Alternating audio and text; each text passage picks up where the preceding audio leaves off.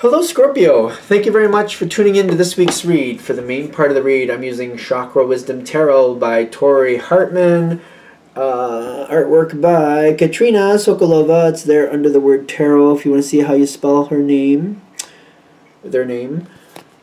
There's websites for them, ToriHartman.com and WatkinsPublishing.com. Feel free to freeze frame if you want that information. Supportive Oracle cards. You Are Clairvoyant Oracle cards by Belinda Grace. Illustrations by Elaine Marzin. Website for them, rockpoolpublishing.com.au. A as an apple, U as an umbrella. Okay. Okay, adoke. Alright, I keep getting this vision of like Scorpio being announced into a ring, almost like a prize fight, like, and in this corner, Scorpio! And it's kind of like, I don't know, what are we doing, Scorpio? Are you getting ready to fight? What's happening? What's going on? I don't see fighting cards, but like I'm seeing like you're being announced in. Justice is here. Somebody is like calling you in. Ooh, okay, hold on. Yeah, okay. You don't want to be called in, do you? Scorpio, I know you're not afraid of a fight, so I'm not saying that. Usually Scorpios are not afraid of a fight, so it's not like that. But it's kind of like, that. Like, it's like, I guess. Let's get some oracle cards out here.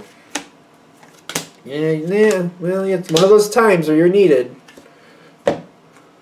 Personal transformation coming in. I think this situation, it's gonna call for a lot of restraint. Okay, so Scorpio is very dynamic. Y'all have a lot of energy. It takes a lot of personal strength to keep it under control. Like, you know what I mean? You guys have a lot of energy, so to keep it. Like, and I know you can control it, but it can be a lot to control that energy. That's a lot. You guys have, like, that's like level 10. It seems like it's level 10 most of the time. And sometimes you guys can control it, and other times it's hard. Some of you, like, learn how to control it early on. Others of you kind of have a hard time with it. I feel like you all know what I'm talking about. Like, Scorpio is a very strong energy. And while you can control it, sometimes it's hard to convince yourself to control it. Because if you don't want to control it, that's a whole nother ball of wax. Why are we going into that? Because this situation coming forward, you're like, oh, this kind of ticks me off. I feel like that's what it is. The situation annoys you, and you're like, the urge to just start picking things up and throwing them at people seems like that's a lot. Kind of like, you know, I do better just staying out of it because some of these people really push my buttons. But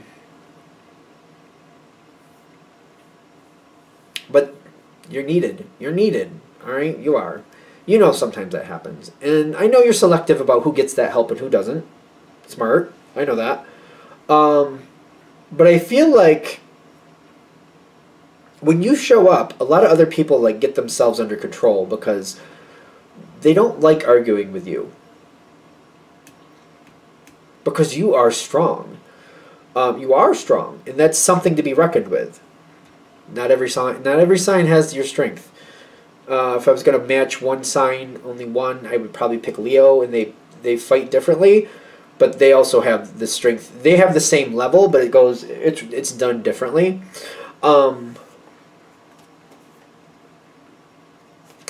Your help is needed because you might need to balance out a situation.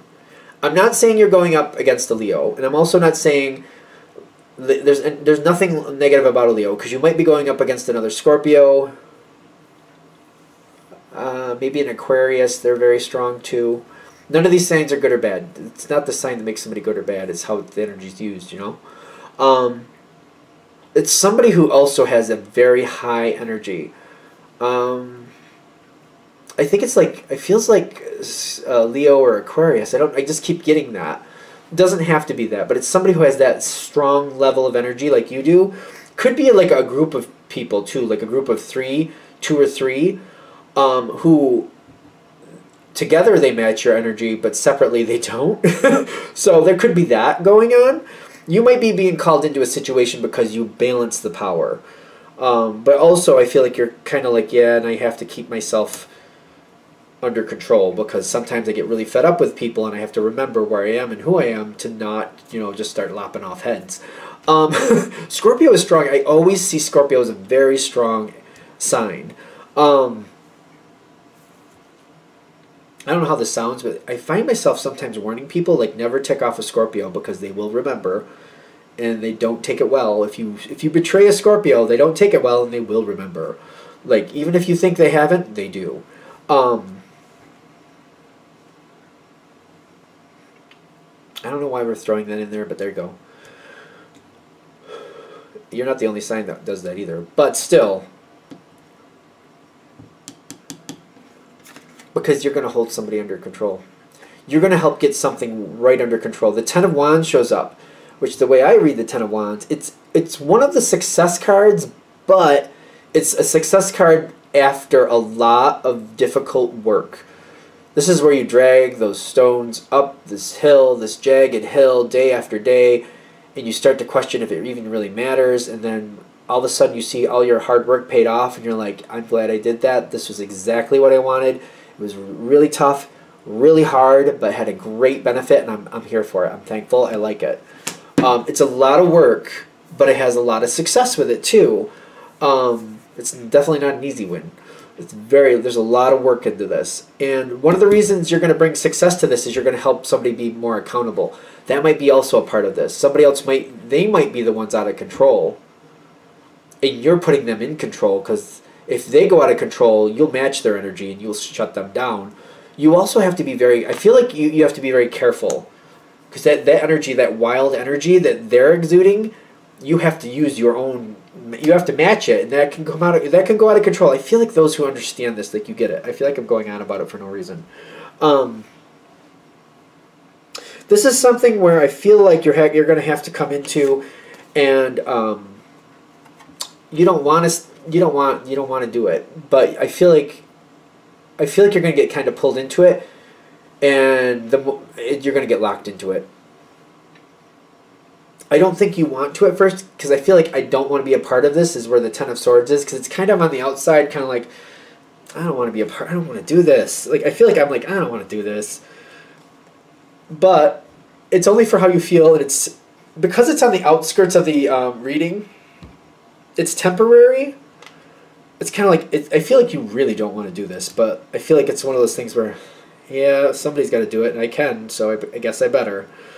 But you're also kind of like, your Ten of Swords is going to turn into the Ten of Wands. Once you get through the hard part and things start going a little smoother, you're included in the success. I don't think that's a shock, but I feel like it's one of those things where I'm like, it's just one of those things where I don't want to fight with this person constantly. I don't want to have to constantly keep somebody under control. I don't want to have to be the babysitter for somebody, just because I can and other people don't have the strength for it. But I also get, like, you're gonna shut the discord down, because there's a lot of discord here with the Five of Wands. But you're gonna shut it down. You're gonna cool it down. I'm getting with that Hanged Woman and the health. It's kind of like you're bringing it down to a sanity level, and it's gonna stay there. The Hanged Woman, like, I am an intuitive reader, but in this situation, I don't think things are going stagnant. I feel like things are stabilizing, and you just seem to have to, like, police it. Almost like you're the nanny. Like, you're the nanny of the situation, like, because this person or people are acting like a child. I gotta make sure that they mind their P's and Q's, and if they're not going to bed on time, I have to make them to go to bed, and if they're not doing their homework, I can make them do their homework, and you know what I mean? If they're yelling at each other and, biting each other, I have to put them in timeout. Like, you have to be the nanny. And I feel like it's obnoxious. I feel like you have to be the nanny. It doesn't matter your gender. I don't think that job is defined by a gender, quite frankly, but in case you do, I don't think it is. So it doesn't matter your gender. You have to be kind of like the nanny. You have to police children. That's basically what I'm getting.